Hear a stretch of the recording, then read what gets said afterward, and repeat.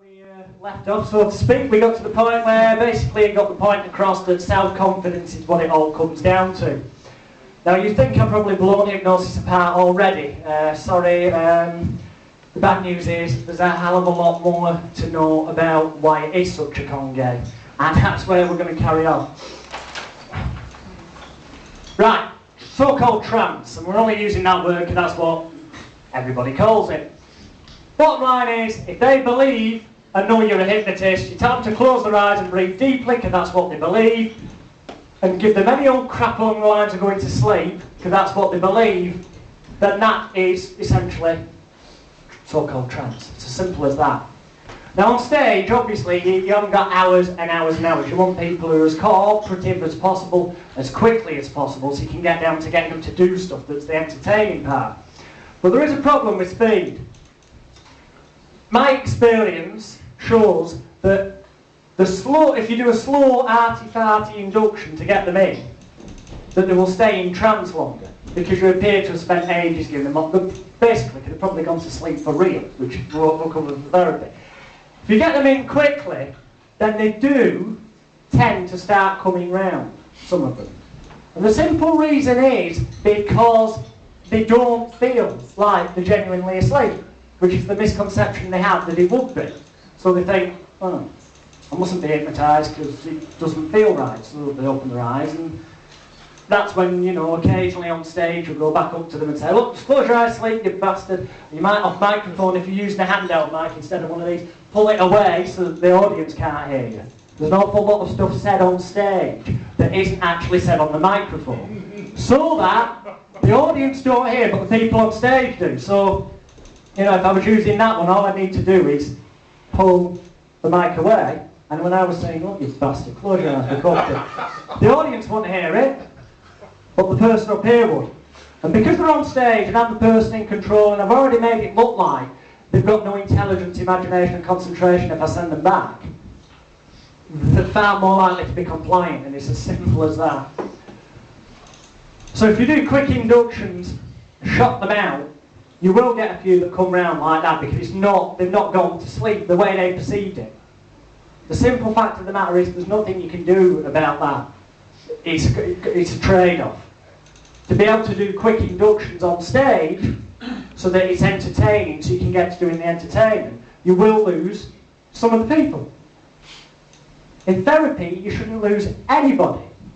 You should never have a problem hypnotising anybody, because at the end of the day, if they don't believe that being told X, Y, Z is going to work for them, you quite simply just don't bother doing X, Y, Z. And if you're in any doubt whatsoever as to what's going to work for them, ask them, what do you feel I need to do to help you? And whatever they tell you consciously, they think, however outlandish it is, if they say, well, I don't know, stick a piece of celery up my ass and pour tomato ketchup on my head, if that's what they say, do it, because that is what will work. Seriously. Why hypnosis works? Most of this is relevant to stage, but it is also relevant to therapy in the context of perhaps doing group smoking sessions, group weight sessions, public demonstrations, seminars or anything. Why does hypnosis work on stage? Peer group must get a new set of teeth. Peer group pressure and compliance, which we've already pretty much covered. On stage, or the environment that you make out to be your stage area. So you've set your boundaries and given it, I'm the hypnotist, this is my performance area, and when you step into it, you're coming into my territory where what I say happens. When you make your stage area, that's the very important dynamic, okay? Because, I'll give you the best way I can describe that so it's easily understandable. If you take this is something I said to a few of you last night, if you take a trained monkey from the circus and teach it to click its fingers and go around people and push their head like an hypnotist would do, okay? And the monkey is advertised properly, so everyone goes believing this is the world's only hypno monkey. And they go upstairs, as outlandish as it sounds, they step onto the performance area and on comes the monkey who's been trained to go up and do these, cliched things, people would actually react. Not everybody, but a large number of people would react as if they were hypnotised. So, especially in a theatre environment. You see, Paul McKenna, for example, quite frankly, Paul McKenna, and you'll probably watch this and send me a letter from Shillings and Long, Paul, but I couldn't care less because I'm allowed to speak the truth. It's not libelous. In my own personal opinion only, he's a crap hypnotist, quite frankly. Technically, he is a crap hypnotist. The only reason take me out to him the money he's made, but he's a crap hypnotist. That, if you stuck him in a working men's club, okay, where everyone's having a pint, and he'd have to try and shut them all up, albeit he's Paul McKenna, the famous television hypnotist, he would die on his arse, or he'd have it very difficult indeed. In the theatre, people have paid money, firstly, to get in. There's no alcohol served at the time, so everyone's sat there facing the right direction. They're there to see a show. The whole dynamic is they're there to see a show. And if that show is a hypnotist, they've come to see a hypnotist. So again, it's another suggestion. So if they get up on the stage, they're getting up on stage at a hypnotist show. So therefore, they must believe that they can be hypnotised and that this person's a hypnotist. That dynamic is the easiest environment you will ever encounter for doing a stage hypnosis show.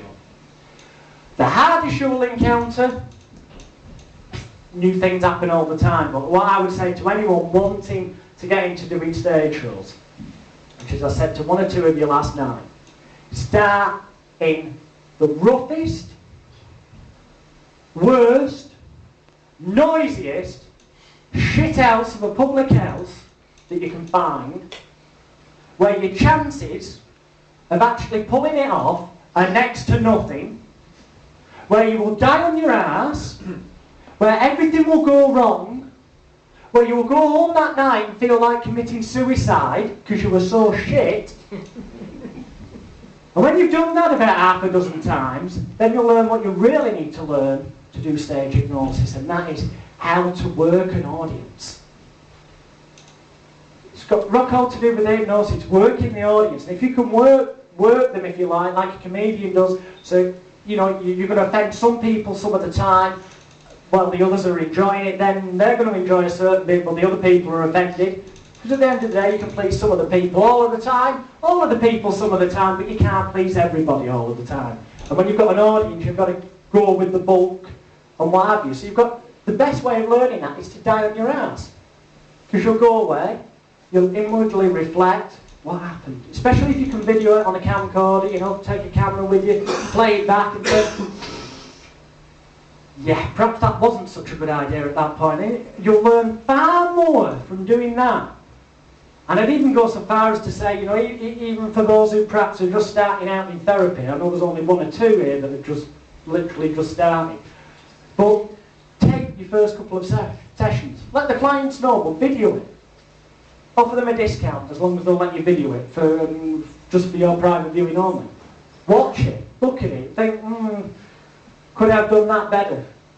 You'll learn far more by observing yourself and the way you do things, and physically doing it in the real world. Everyone thinks, you've all come to this seminar, no disrespect, because you're going to, believe me, you're going to learn some immensely powerful stuff if you haven't done already. But, at the end of the day, none of you in this room, with the exception of one or two people who I personally invited as friends and colleagues to come and give me feedback and let me know what they thought of the seminar, none of you should really need to be here. Okay? If you want to be a stage hypnotist and you're currently a hypnotherapist, quite frankly, you shouldn't have needed to come here. Unfortunately, all the books out there like the Encyclopedia of Genuine Stage Hypnosis by Ormond McGill, I respect the guy, he's done a lot of good for stage hypnosis, but you took Ormond McGill. When it comes to England again, he's doing some therapy course in November. Stick him on at Bradford Miners Club, and he'd die on his arse. Even more, he's regarded as being the world's, leading hypno expert. He wouldn't have a clue how to do a show in the real world. And yeah, all right, he's very good at using the focus of attention. He does a mysticism show even. And he's tapping a bowl of water with a spoon and using it for an induction. Great, it works, don't get me wrong, it works in that setting. But if you went to Bradford Miners Club and did that, I think you get the point I'm making. Okay, you've got to adapt to the venue you're in, okay? Now in a theatre, you took over McGill and stuck him on a Manchester Apollo, different matter. He'd go down a tree. But Bradford Miners Club, no. That's why I say start out with pubs and stuff. IIC syndrome. You heard me say it a lot before. I use this on stage in therapy. As the 2 days go on, you'll see that the techniques I use for whatever I'm doing hypnotically all can be basically counted on the hand of the person who's had a nasty accident with a chainsaw. They're just used in different ways for different things. But the IIC syndrome's a great lovely little ploy, great phrase. To be a good hypnotic subject, you've got to have good powers of intelligence, imagination and concentration. Now I tell the therapy clients that, and on stage I tell the audience that. In therapy it's working on an ego level, because then as you're doing an induction you're going, that's wonderful, you're going down really well. So essentially you're then confirming the fact that they've got good intelligence, imagination, concentration, praising their ego, which makes them feel good, and if they feel good about what's going on, then they feel good about you. If they feel good about you because you're a hypnotist, then they're connecting positive to you, so ultimately it's more likely to be a positive, beneficial outcome for the session. On stage, though, it's also creating a scenario when people volunteer and come to the front, that you've essentially said, as I said before, that if you don't cooperate, or as we say, if you don't end up being hypnotised, you haven't got powers of intelligence, imagination and concentration. So you're making a psychological situation where it's easier for them to do what you tell them to do. To the point where if you've got 5 or 6 people and you've done an induction, and 1 or 2 of them come out of it, don't send them back to the audience. Don't keep them there for the sake of it. Send them back, because it does 2 things. A, it shows that you're taking control of the situation, which as a hypnotist you're supposed to be in control. Secondly, everyone else on stage, even if their eyes are closed, will hear the fact, at the very least, or if their eyes are open also see it, that you've sent somebody back.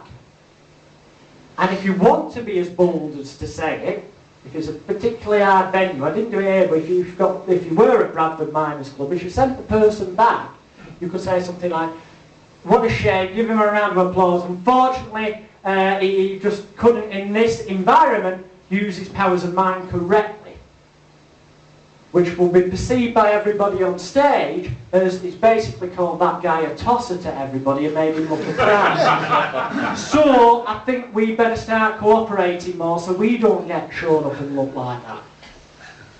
The karaoke syndrome.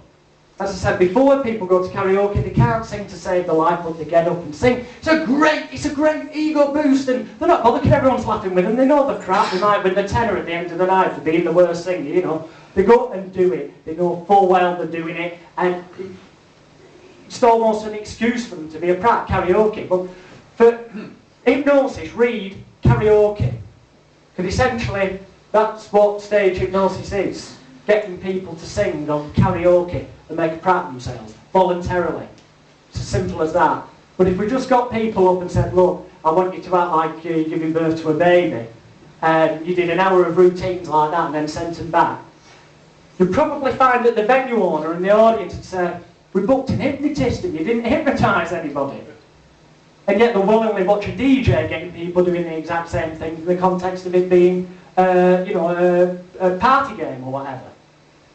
But because we're called hypnotists, we have to be perceived as though we hypnotise people. Hence all the mumbo-jumbo crap at the start. Exhibitionists. There's 2 types on stage. There's positive and there's negative. A positive exhibitionist is anyone who does what you tell them to do. It's as simple as that, because you want people to be cooperative. So if when you say to them, you know, your testicles are talking to each other, they start shouting their head off so loudly that a deaf person could hear them 100 miles away, they're showing off, they're being an exhibitionist because they want to be centre of attention. But that's fine, because that's exactly what you want, because it's entertaining for the audience, and that's the whole point of doing the stage show. Okay? Then you get negative exhibitionists. They're the ones who will be what people call sleepers. They go into such a deep trance that when you try waking them up, they won't, or it'll take ages. Bullshit, they're not hypnotised anywhere.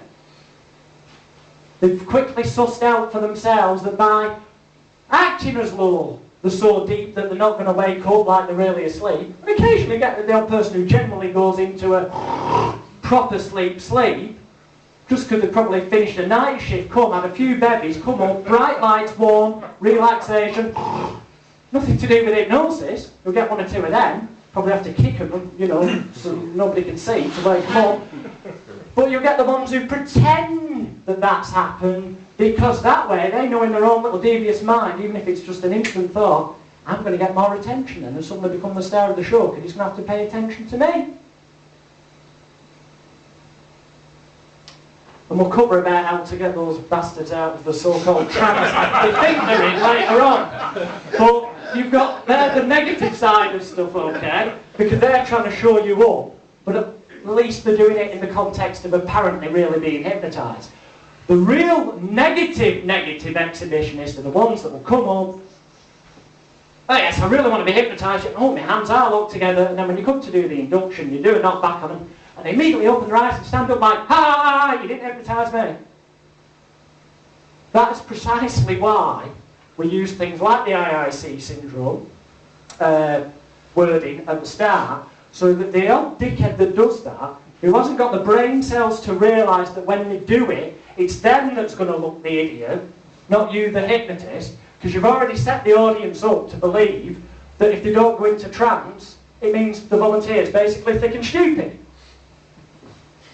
So they actually make a bigger prat of themselves than they ever realise, but they've done it with the intention of making you look down. So that's the point when I do something like, Chris, we'll just take a seat a minute. So imagine Chris has stood up, we've done the drop back, and he stood up and he's trying to make me look a prat.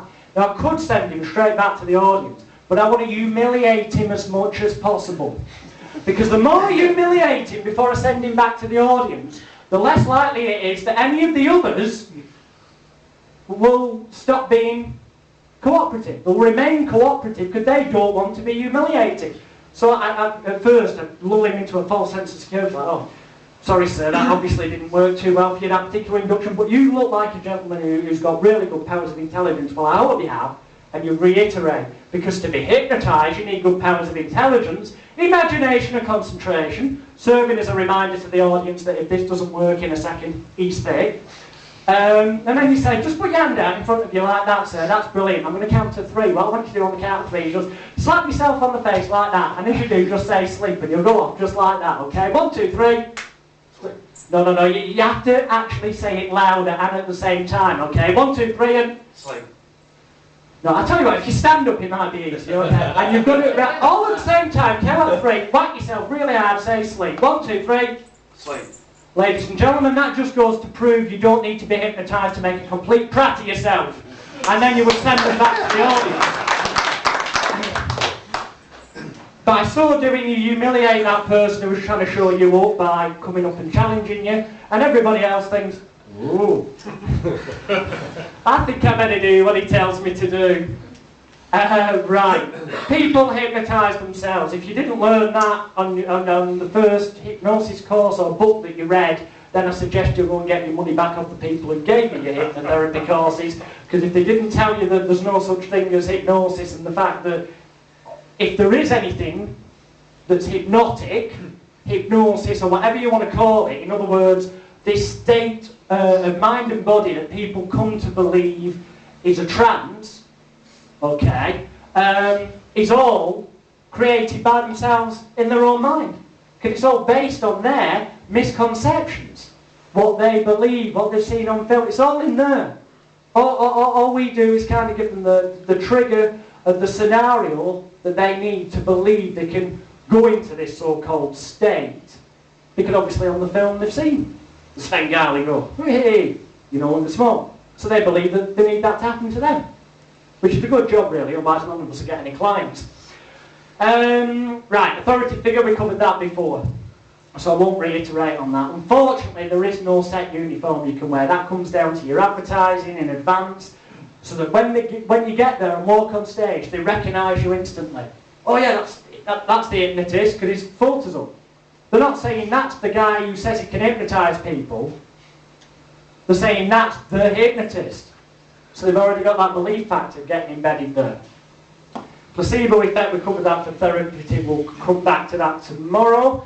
Right, monotony and a repetition. Everyone has the preconceived idea that a hypnotherapist will talk to them and it will be all as you enter your special place and go deeper with every breath. Like that. Because that's the kind of crap they've seen on film. Well, because that is the kind of crap they've seen on films, it's best if you do that. Because that's what they expect. Now on stage, they've seen all this evangelical preacher time style stuff. 3, 2, 1, sleep! So you've got to be as forceful as that on stage, because you don't have to be, don't get me wrong, you can try and do, you can ignore everything I'm telling you, go out there and do it the hard way, and you might get some people being cooperative, but if you want the easiest possible job on the planet, it's best to use every single trick in the book each and every time, even if you don't think you're going to need them. Repetition. Now, suggestion, they say, correctly expressed is hypnosis. It's a true saying, but we'll put it in layman's terms. Telling people what to do and then doing it the moment you tell them to do it is hypnosis. And a lot of people believe that suggestions, when they give them, because of what we've seen on TV, all this, you're going deeper and deeper, and the deeper they keep getting repeated. So, in truth, you don't really need to do that, but because that's what people believe, it is best if you repeat key phrases again and again. And I'll come to key phrases and loop phrases in a minute. Demanding and commanding voice. Okay, yeah, even in therapy, okay, you might be doing it. As you walk across the lovely little white flowers under your feet, and the streams in the background, and all that crap. You can still, though, but the occasional, you keep basically the key suggestions, like when you come to the smoking bit, very much louder, so you no longer need, want, crave or desire for cigarettes.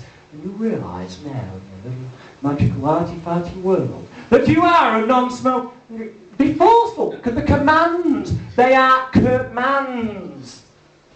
Okay, that's the same for therapy or stage, but even more so on stage. Because on stage, what you're essentially doing is very quickly setting up an environment that's very much like the army. And shows for the army are a piece of piss because they're already used to taking instructions. And generally when you get booked for an armed forces base, the sergeant major who's booked it, or whatever, will tell the people, I paid this much for this hypnotist, you better make it a good night. Why didn't he do the show himself, But that's the kind of environment you're setting up, you see. It's like the soldier on parade. If there is such a thing as hypnosis, that's the definition of it. The soldier on parade is conditioned to respond when he's told to do something. And that's all we do. We condition people very rapidly into a situation where on stage they do what we tell them to do. And we do that through making them feel they're a complete idiot if they don't do what we tell them to do.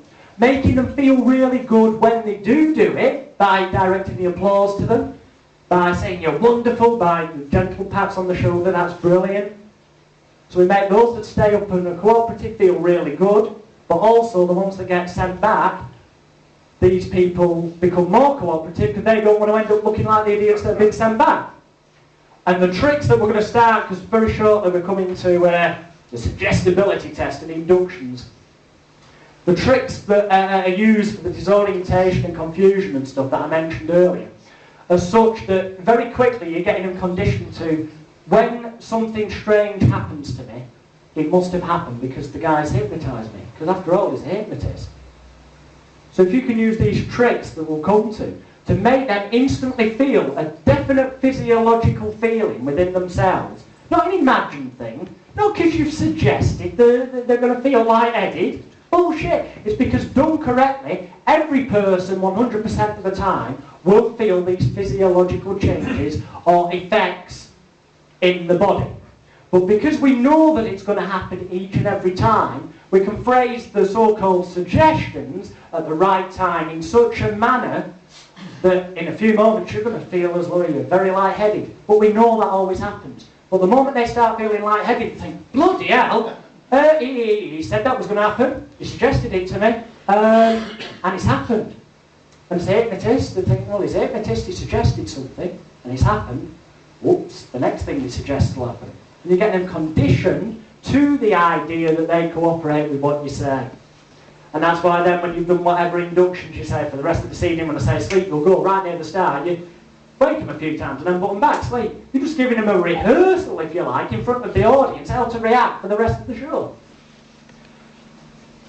So what is stage hypnosis in a nutshell? It's cooperation, not confrontation, because that is it in a nutshell, it's cooperation. People cooperating and volunteering of their own free will. Imagination, not humiliation. Well, that's a phrase that some people use. That's complete and utter bullshit. Because the more you can humiliate the ones that don't cooperate, the more cooperative the other people will be.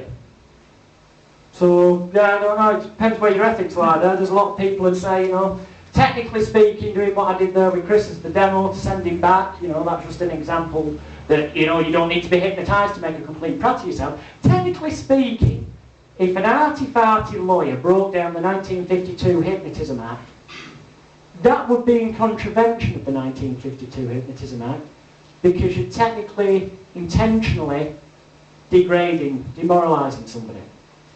So technically speaking, you shouldn't legally do that. But no one's ever going to take you to court over it. And if they do, the publicity will be good anyway. And then they've got to prove that you hypnotised them.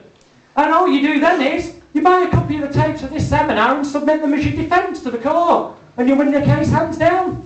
That's why I'm actually filming the seminar. Because I know there's going to be a lot of stage hypnotists in England over the next few years that will get took to court as the wagon jumpers go to Accidents Direct and all that and think they can make themselves a fast book.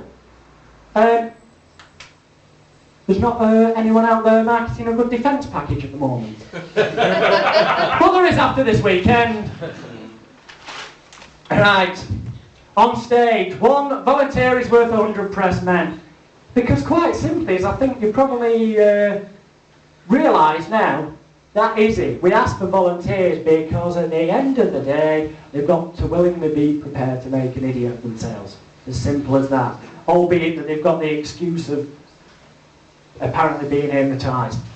Flattery will get you everywhere. And that's very true. But I'm putting in brackets their ego.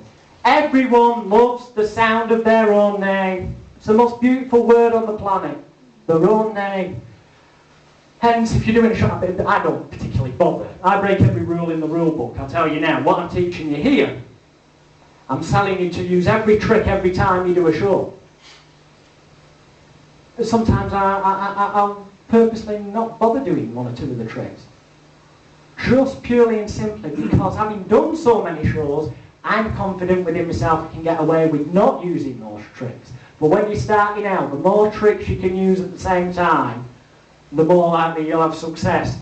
Flattery will get you everywhere. So if you ask the names, you keep calling them by name, that's wonderful. Chris, that's wonderful. They're feeling good.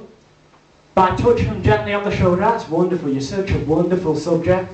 And ladies and gentlemen, I think that deserves a round of applause for these wonderful volunteers. It's all playing to their ego. Makes them feel good. So therefore, they'll probably, the more you do that, the more lively they get. Which is why when you see a stage show, generally speaking, as the show goes on, the subjects become more animated. Purely and simply because they're realising they're getting more and more appreciation and a chance to be a star. If we could just get them beforehand, like, and go through all the arty-farty so-called hypno crap and have a rehearsal with them, that'd be really great. It would. Which essentially, you know, there's this big thing, lots of people say, oh, did he bring people along and pay them just to play along? So-called stooges. Okay, right, going back to music hall days, many years ago, there was people like Dr. Flint and numerous other performers of that era who did, quite frankly, use stooges. People they paid to play along, it was rehearsed to the letter. It had to be low in those days because in musical, you standard act got the 8, 10, 12 minutes, depending on what act they were doing. If they were the bill closer, an illusion show would probably have got the full second half. A hypnotist would probably get the full second half, but more often than not, they were just slotted in with other acts. You don't get proper shows like that anymore. So they only had a 10, 12 minute slot to do their acting. That took up all the... Hence, they paid people who rehearsed to every minute, every music cue to the second. Because it had to be. The name of the game was entertainment. So that's where you hear the stories from about, oh, using Stooges. Now, quite frankly, Stooges, if it was financially viable to take 12 people with me to every show I do, who'd rehearsed everything, okay, and would instantly react and make me look absolutely superb every time. If it was financially viable for me to pay each one of them the travel expenses and the fee that they would want and the hotel accommodation and still leave me with enough money to make it worth my while getting up on stage doing a show, then believe me, I'd do it. I'd have no qualms whatsoever about doing it. The only reason stage hypnotists don't use Stooges as a rule is because they can't afford to. Because they wouldn't have any money left from the flipping fee at the end of the night. It's as simple as that. There's not a stage hypnotist on this planet that'll tell you, well, I've never used Stooges, there's no need. If they could afford to, and it was financially viable for them to do so, okay, especially in the climate we've got in England at the moment, if it was financially viable, every stage hypnotist with half an ounce of sense would just use Stooges and take them along. Never get any compensation claims then, would you? We're all contracted. Higher perceived value. Higher fee equals bigger desire and success. Now that's related to therapy, what I talked about before. But on stage, okay. The more, especially if you're in a pub and stuff, theatres it's irrelevant. They're paying money to come and see you in a theatre. So if they pay the ticket price, like I said before, they've got the mentality they actually want to show, they want to take part. In a pub, club, somewhere like that, where you're being paid as the act, some people might not even know till the night that you're on. When they get there and say, oh, hypnotist on tonight, okay, they may not necessarily actually want to see the hypnotist. So they start asking the barman, oh, is he good, this guy? If you cue the barman, right, yeah, he'll be giving out, oh, it's brilliant, he was on here before, you know, and all that. They're doing your job for you, conditioning them in advance, basically, which is what your posters do. But also, you know, more often than not, they'll ask the landlord, what you paying him like? Because Doug, who does the karaoke, he gets 75 quid, doesn't he, when he's here? And when they turn around and say, oh, he's getting like 300 quid plus travel expenses. Fucking hell, I have to work a week to get that. And they're going around telling me, can you believe this? This guy tonight he's on 300 and it's travel expenses. I have to work all week to get that. That's around the pub like wildfire. There'll be some people really pissed off at the thought you're about to earn in an hour what they have to work a week for. But it's also a very powerful suggestion to them in a pub scenario that if he can get that much money, he must be good. And the logic is, because you're advertised as the hypnotist, if you're good, you must be a good hypnotist. So therefore that means you can hypnotise them. So the more you charge, the easier the show is. And there's only one problem with that, obviously, there's only certain budgets for certain venues. But we'll cover marketing and all that kind of strategies tomorrow. But the more money you are getting paid for the show, the easier it will be to get cooperative people from that audience, for starters, because the person who's paying you wants that show. The more they're paying, they want it to be a success. So they'll actually start asking people before you've even got to the venue, are you going to volunteer? They'll coerce people, they'll do your job for you. The more you charge, the easier it is. Right. Remember me, on stage or therapy, again, the preconceived idea, which is what we're working with here, going with what the public think. When you're putting people to sleep, trance, call it what you will, everything's down. There's a bit of a memory system for remembering, so all your numbers go down. So when you're putting them in trances, I'm going to count backwards from 10 to 1 or 3 to 1. The number's going down. Your voice starts going down. All your words are along the lines of going down. So it's like I'm going to count backwards from 10 to 1. And the deeper you go, the better. When you're waking them up, all your numbers go up. So in a few moments' time, I'm going to count from 1 to 10, and your voice is going up. And you're going to start coming up out of it. All your words are to do with up.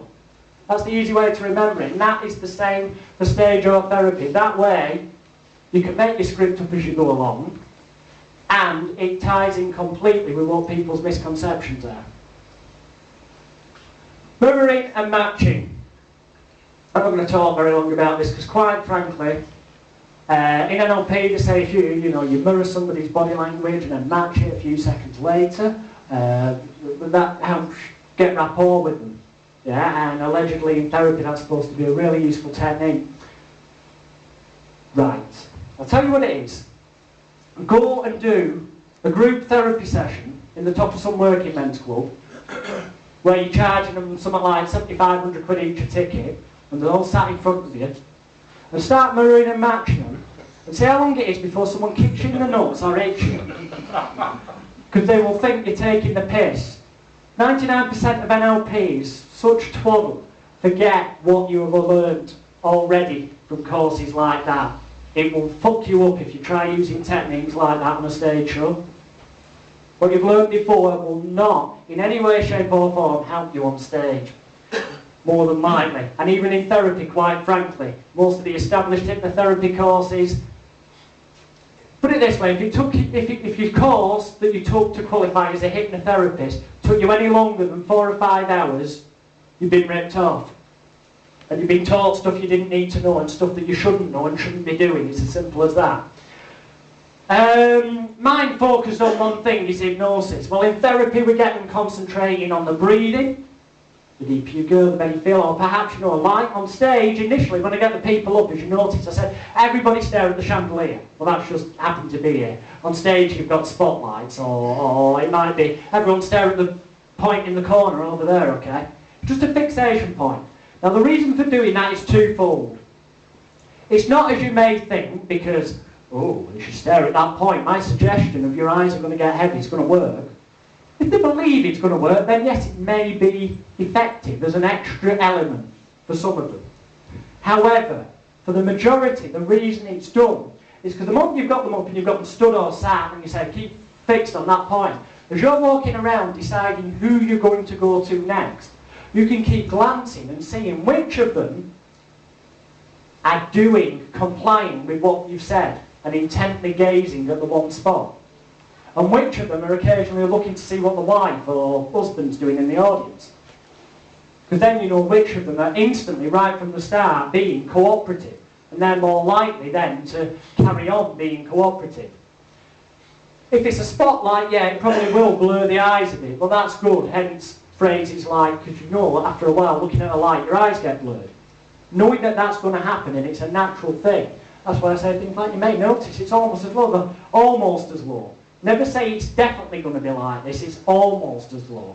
The reason being then, if it doesn't feel like that to them, but it's somewhere similar, you still get perceived as knowing what's happening to them, and therefore you must have suggested it in the first place, so they perceive it that your suggestions are working. Hence, it's almost as low. The light's moving in towards you and out away from you. Stare at a light for a minute or so and your eyes will start getting a bit. It's nothing to do with hypnosis.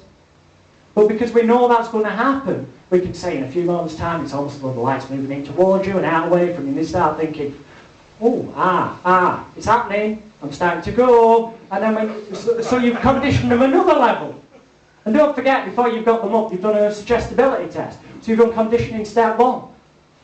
And then you've got step 2. Then you've got step 3. Then you've got your physical elements of the inductions, which we'll be covering. Every way along the way, everything is a trick that's just to make them cooperative. Relaxation leads to loss of inhibitions. Now, some hypnosis books will say to you, well, what it is, you see, on stage, once you've got them hypnotised, they become relaxed, so they lose their inhibitions. That's how it's done. Again, bullshit. They will not be relaxed, Because when they're on stage, they may act and look as though they are relaxed. When you say sleep and they go. But don't forget, you've instructed them exactly how to act. You've said you will close your eyes. Your heavy head will fall forward onto your chest. You will breathe deeply. You will re-enter this state. So if they've sat there at that moment as you're saying it, all crunched over like that, you've told them basically that every time I say sleep, I want you to close your eyes, put your head down. And to the audience, it looks like they've gone to sleep. Okay? So, therefore, people assume they're relaxed. They're not. They're waiting, thinking, what's the next thing you're going to ask them to do? They're listening, who's going to be the next person to get humiliated and sent back. I hope it's not me, I hope They're fully aware of what's going on. Now, some people will sincerely believe, because they get so into it, because their eyes start going fuzzy and, oh heck, you said the light and moved towards me. Because you've said, oh, you're going to get lightheaded, and they do feel it. They will get to such a level of belief that you could connect them to a lie detector and they would swear blind they had entered some form of genuine trance. And, you know, if they want to believe that, then technically speaking, that probably is the closest you're ever going to get on this planet to real hypnosis. But at the end of the day, the starting point was all tricks down the level. No relaxing them or arty-farty talk. Tricks that get them to a point where they believe. Future pacing. Anyone who's done an LP will have heard that talked about. Instill what you expect. Well, in therapy, that obviously starts from the moment that they ring you up. When they ring you up and say, can you stop me smoking? Yes, I'm sure I can, otherwise I wouldn't have paid for the large advert in the newspaper. So how many a day do you smoke? Blah, blah, blah, blah. Then you say, right, so you booked in at 4:30 on Thursday, that's wonderful. I'll see you at 4:30 and looking forward to helping send you home at 5:15 a non-smoker. You're essentially telling them they're going to go home a non-smoker. You're telling them what's going to happen in the future. Now on stage, you're essentially doing that right from the moment you walk on and saying, I'm going to get people up here and make dicks of them. But you're doing it in a nice roundabout manner when you say, I'm looking for volunteers tonight with good powers of intent, blah, blah, blah, blah, who must be up for a laugh, with open mind, with the idea of letting themselves go. I'm looking for people with no morals and values. That joke, where I said, you know, you can't contradict morals and values, so I'm looking for people with no morals and with no values. It's a bit more serious than it sounds, because what you're really trying to say is, please, I want people who are actually prepared to be up for a laugh. Just decode it all, and it's so simple, really. Music helps set the mood. In therapy, your arty-farty relaxation music, as much as I can't stand it, and it grates me to the core, I do use it. Because that's what the client expects. On stage, they expect it to be show busy. Hence, faster, more up-tempo music. You'd put in a show on. And that's what they expect. They've seen Paul McKenna on the telly. What they haven't seen is him doing the induction, because they're not allowed to broadcast it, because people at home might go under. Yeah, right, okay. Indeed. So music, for the routines on stage, what I said before, you're anchoring them to it. So you say, when you hear this Elvis piece of music, you will do X, Y, Z. So you're clearly telling them what to do and when to do it. Also, it makes it more entertaining to the audience. Instead of just all the time saying do something and getting them to speak on the mic. A bit of music makes it into a show. And that's why they're called stage hypnotism shows. Words. Paint a picture with your words. Now, as a hypnotist, painting a picture with your words. What do I mean by that? Well, quite simply. Although I've told you there's no such thing as hypnosis and it's all tricks, okay? That's true. It is all tricks. But the tricks together as a whole make what everybody refers to as hypnosis, when people come to believe that something special's happened. So on stage, painting a picture with your words basically means when you're giving them suggestions, firstly, you want them to be under no illusions what you want them to do. When you want them to do it, where you want them to do it, how long you want them to do it for. So, for example, you could be, when I wait in a few moments' time and you hear this next piece of music, you play a bit so they know which piece of music it is to react. You will be Elvis Presley. You'll be the man himself dancing around. The more noise the audience makes, the more outrageous you become. So he knows to step up his performance a bit when the audience make more noise. Okay? Egging him on, which also plays to his ego. Number 3, when you start the music, as well as it being a definite cue, the music sets the scene in his mind, because it's Elvis Presley singing on the music. So it couldn't be any more obvious what he's supposed to be doing. Doesn't need to really sing, smooth, sets the scene. If you're waking him up and letting them think you want them to believe the, you know, strippers, which you're not supposed to do because of 1952 emphasis about, but who cares, then use the stripper. Or, because everyone knows that of a certain generation, or if you're playing to a more modern audience, use the Full Monty theme. Can everyone see the flipping film, or they know of it? Use something that the music automatically connects with what you're wanting them to do. Because then, it's like an actor, you know, having learnt his lines. The music's almost instantly giving them their script, so to speak. It's setting the scene. The same with props. Where possible, use props. 2 reasons. A, because it makes it more visual for the audience.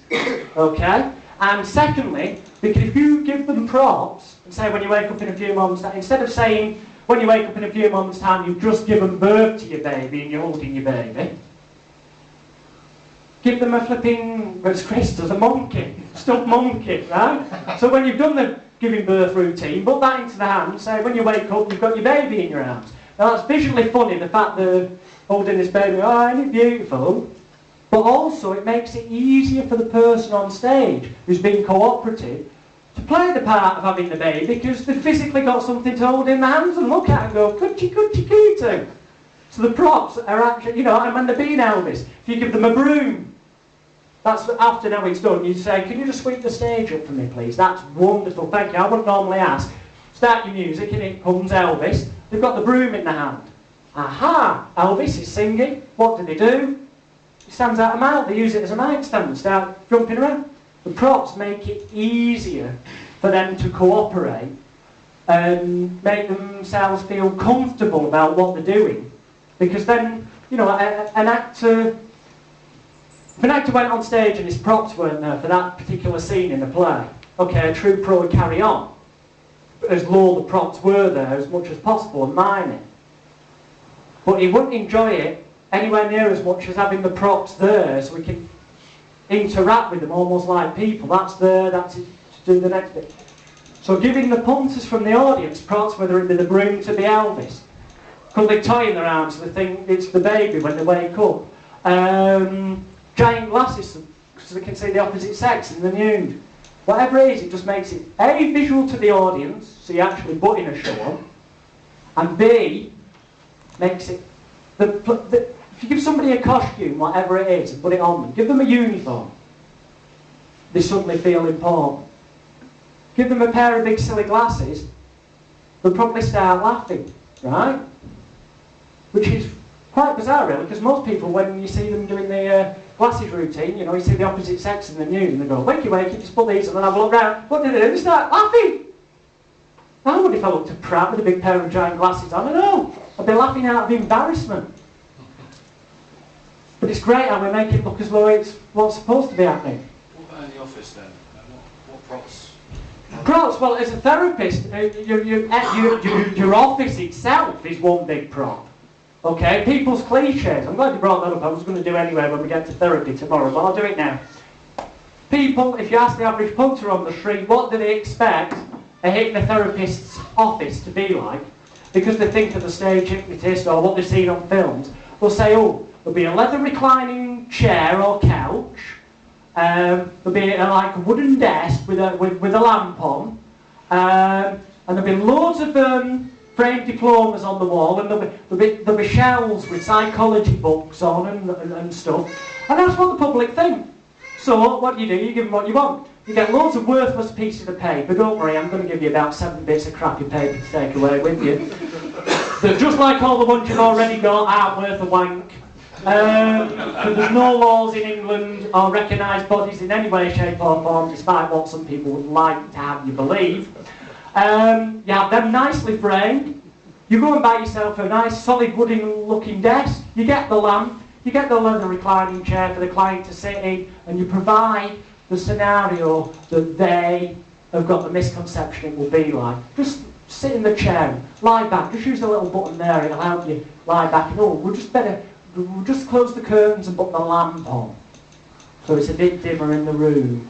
These are all things that people's misconceptions are, is what's going to happen. So it's no wonder that when the average hypnotherapist, they show up and they walk in, and then they spend half an hour explaining why their office isn't like that, because hypnosis isn't like that. Well, what's the point in wasting half an hour? My time's valuable. I hope yours is too. And also, you'll be more successful if you provide them with what they expect to see. Costumes. I didn't actually write that down. So on stage, obviously, it's whatever character you portray. As I said before, Clint Eastwood, you'd be dressed as a cowboy if you're the Clint Eastwood hypnotist. For stage, that's pretty much down to the character you want to portray. In therapy, it still is down to the character you want to portray, but more to the point, the character you're going to market. Are you going to market yourself as caring, sharing, ethical hypnotherapist that fits the misconceptions that people have with the office, with the desk, with the lamp, with the reclining chair, with all the diplomas and the frames? Or are you going to market yourself as like, hey, I wear ripped jeans and my name's Richard Bandler, fuck off you tossers, and I'm going to swear to you during your therapy session, and market yourself, well, hippies or whatever, and realise that then you're having a few problems getting normal mainstream clients, so you go into training people and start a cult religion called NLP. That's down to your personal choice, quite frankly, but I know that I'd certainly be wearing a suit, shirt and tie for any therapy sessions, without a question. So it fits in with the professional in an office. Right down to the front door of your office is part of your props, where you have a nice brass nameplate with your name, Mr, always Mr or Mrs, preferably Miss if you're bloke. Mr's a good ploy, because Mr. Dot, yeah, obviously. So making up your own job. Mr. Dot and your name, because that a lot of people will perceive as being the same as a Mr. who is a step above the surgeon, in a medical term. They'll perceive it as that, right? Especially if it says underneath clinical hypnotic consultant. The word consultant ties in with medical consultant. Clinical conjures up medical again. Now, you're not legally supposed to, in your adverts, pass yourself off as in any way medically, but you legally can use those words. And especially if your leaflets then, further on, give you Bupa and NHS provider numbers. You've got a Bupa and an NHS provider number, which, let's face it, all you have to do is ring up and ask them to send you one. They're not worth a wank, unless you get referred a client. And then you've got to wait ages to get your money anyway. But from a perception point of view, it looks like Bupa, NHS on the leaflet, clinical, consultant, Mr, conjures up you're some kind of doctor. Don't they get a bit surprised when they turn up at your flat though, and sort of, I mean, it's not... You don't work at home. You get an office, or you go to them. If you can't afford an office initially, we'll cover that on marketing tomorrow, then go to them. And you can get over that by saying, I'm a mobile hypnotherapist, and I come to you because you feel, I'm sure you feel very relaxed at home, don't you? So sooner than bringing you to a strange office, and you just reframe it and give a logical sounding reason why you're going to them. But if they're going to come to you, you want the office that looks the part. Don't get me wrong, you'll still get them to part with the money if you haven't got that, but it's a damn sight easier and makes them believe what you're doing a whole lot more if you fit that false scenario they've got in their mind of what a hypnotherapist is going to be. Right. Words, getting back to that, makes it easier for the client to imagine things. We've covered that. So all suggestions must be clear, precise, and have only one meaning. So, for example, you can't count, say, or think the number 7. Short, to the point, makes it quite clear that basically what you're saying is, when I wake you up, I don't want you to have any knowledge of number 7 whatsoever, but it's straight to the point. By being concise, it makes you sound confident as well, and your confidence then transmits to the people who think, bloody hell, this guy knows what he's doing. They must be capable of only having one meaning. So if you say to somebody, it's now 4 o'clock in the afternoon, hasn't it? Before people pull me up on this, I break these rules. But I'm advising you to do it the easy way, okay? If you're saying it's 4 o'clock on this afternoon on the beach and you've got the sand underneath your feet, that's what I said earlier, but no. If you're starting out, it should be more along the lines of it's 4 o'clock in the afternoon, you're on the beach, you've got that lovely golden clean sand under your feet. Because otherwise, just saying sand, they could imagine it in their playful world as being muddy sand or contaminated sand. And then they react completely different visually. They'd be going, "Eee," than what you want them to be, which is, "Ah." So make it damned obvious. That's what always gets me, how we make money as stage hypnotists, because at the end of the day, an audience watch the stage hypnotist telling people there and then what to do and the people do it. So what? Right, rapport, observation, recognition and leadership. This is the last thing I'm going to cover before lunch, because if my memory serves me correctly, we shall be having lunch at, yes, 1:30.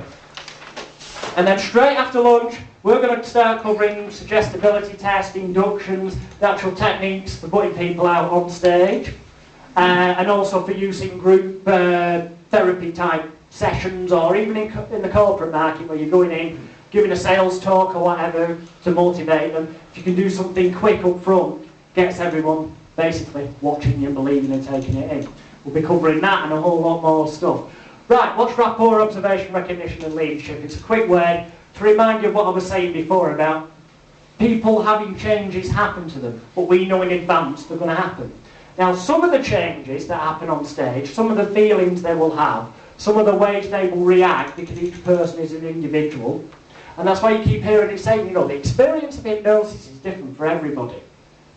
That's because there isn't such a thing as hypnosis. That's why it's different for everybody. It's what they make it to be at the time. Now, therefore, rapport, observation, recognition and leadership is useful because you've got your person, you've done your trick number 1 and you know they're going to feel their eyes going funny because of the light. It's natural. You've got trick number 2, you know they're going to get a bit dizzy when you're dropping them back.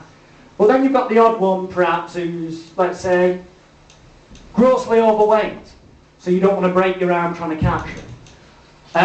Or whatever. So they're sat in the chairs and you've got them looking at the light, you've got them to close their eyes and you're starting on your other tricks. Now then, we use RORL because we observe the people. So as we're giving them the usual artifact, the deeper you go, the better you'll feel, and the better you feel, the deeper you'll go. We're observing the people. And we're saying, hang on, which one's most cooperative? Hey, look, this one over here is being really cooperative. He's starting to lower his head down more. So you'd immediately go to that person, because you've already said I'm only talking to you if I touch you on the shoulder, and you know, you're just letting your heavy head fall forward now.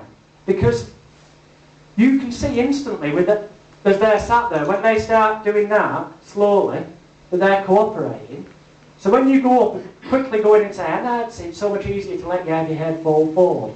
I think, bloody hell, it's funny that, because the head does feel like it's going forward. You suggested something else to me and it's worked.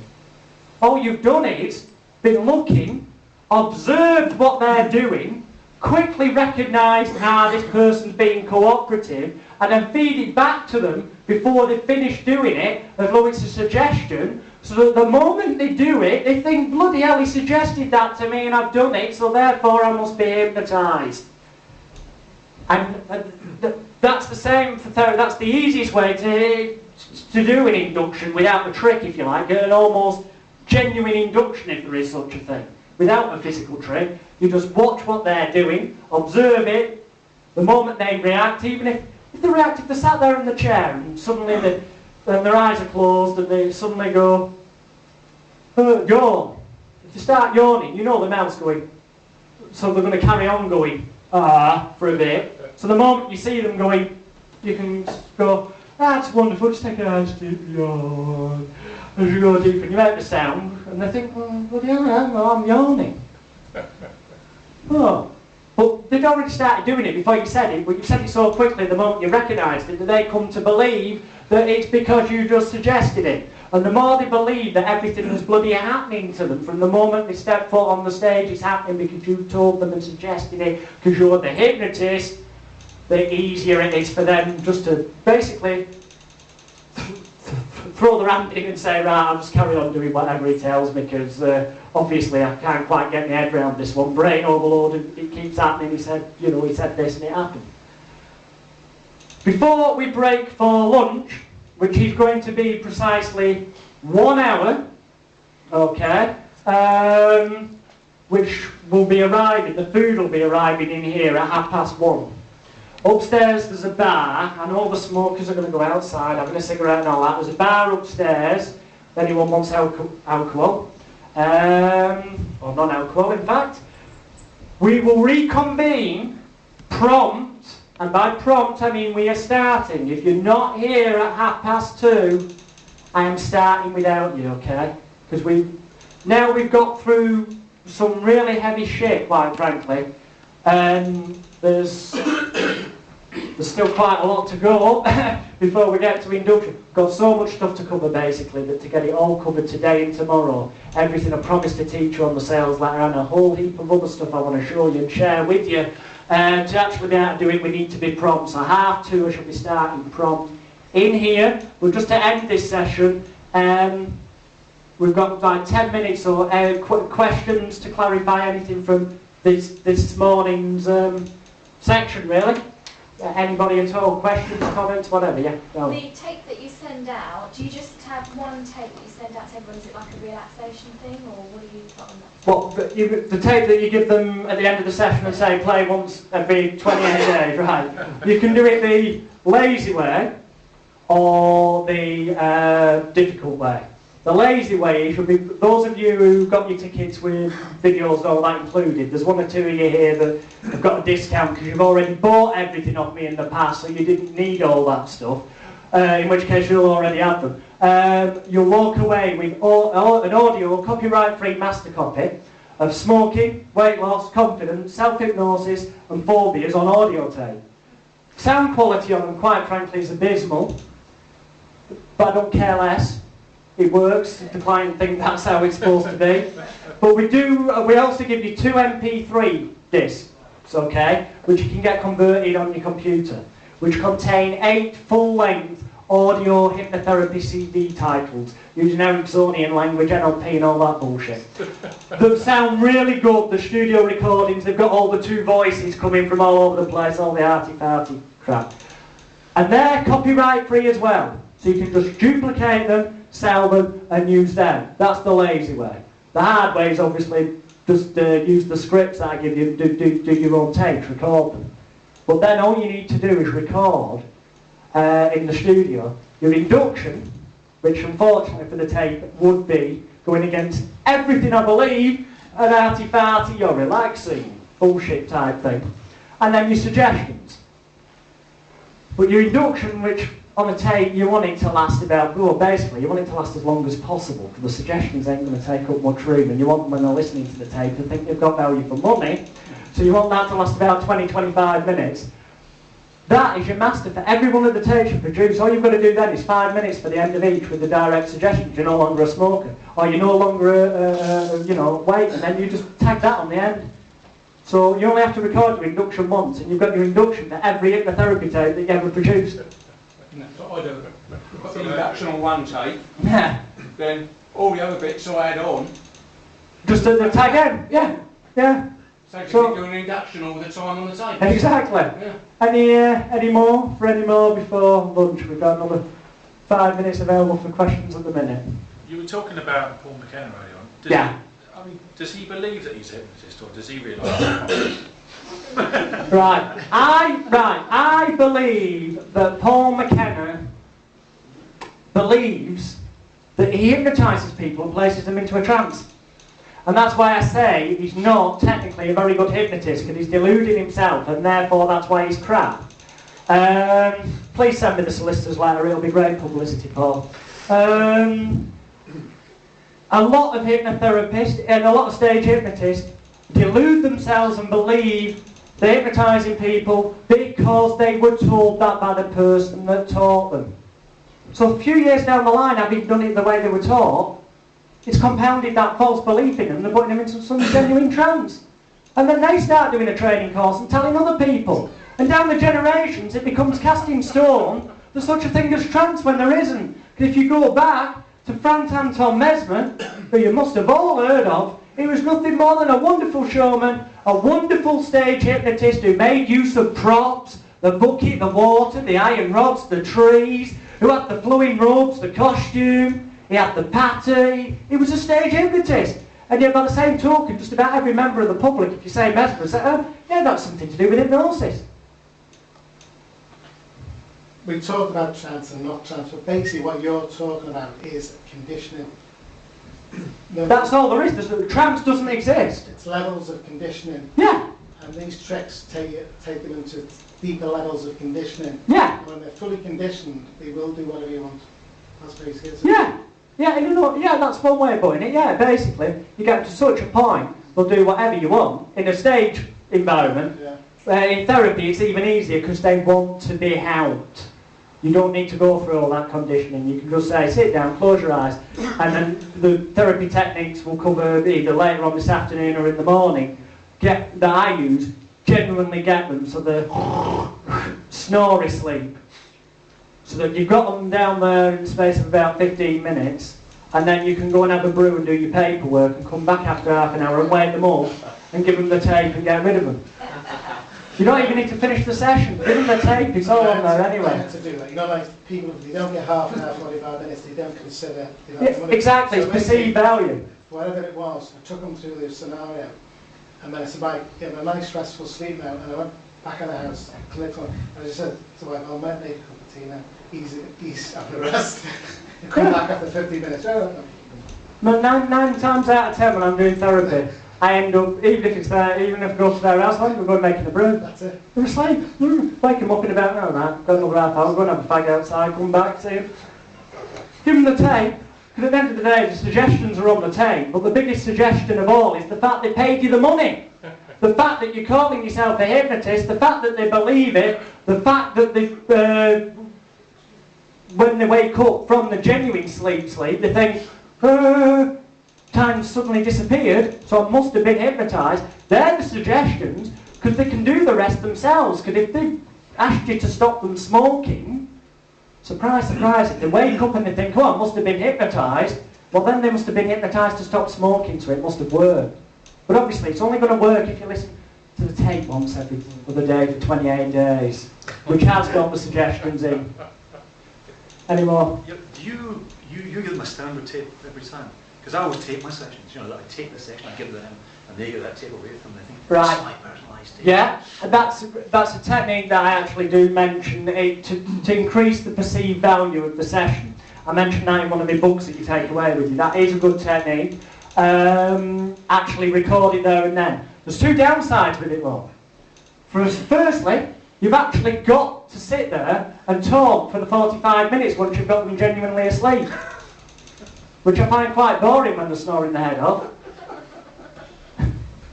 So that's why I don't do it. It's good perceived value to be able to like call them by name. Okay, Alex, as you relax deeper. And keep putting the name in, so they're walking away with the tape where it's saying the name. But, you know, it's too much aggro, and it's not necessary. Can I ask you another question? Do you have any background music that's non-copyright that can actually be marketed? Because you can get background music. Yeah, the Wizard MP3s that we give you with these therapy sessions. There's also a CD-ROM which has got meditation, relaxation music on. It's all copyright license free. You can copy it to your heart's content. Yeah, you get those that have got the package with videos and audios to take away. You get all that. This isn't a seminar where at the end of it I'm going to have told you a million and one things and say you're going to need X of X to put it into practice and then try and sell you stuff. You're going to walk away with everything. Okay, anything, when I refer to things later this afternoon about inductions and show you, you will have videos to take away with you showing you step by step, close camera angles, how to do it. Everything is there. Because I don't like seminars where they try and take money off you again afterwards. If you guys go away, at the end of 2 days, having learnt what I promised, and more besides adding value, believe me, you will learn more than I promised in the sales letter. In fact, you probably already have done. At the end of the 2 days, you're going to give me glowing testimonials, which is going to sell those tapes worldwide. So yeah, you'll go away with everything. The lady there, So I don't think any of us came here thinking that we could do magic, or, you know, that hypnotism was magic. So that seems to be what you were talking about, the doing magic. Hypnosis is magic. Can I just say, Yeah. I think all of us know that what the hypnotist does, or the hypnotherapist does, is facilitates the other person to cause changes in themselves. So I don't think that's new. I understand why you did it in a kind of confrontational and shocking way. The fact is, you know, you're saying that now, but if I could connect everybody up to a lie detector in here, I'm certain that at least 90% of the room would say that the concept of never having placed anybody in a trance, never having been hypnotised, would be completely alien to them.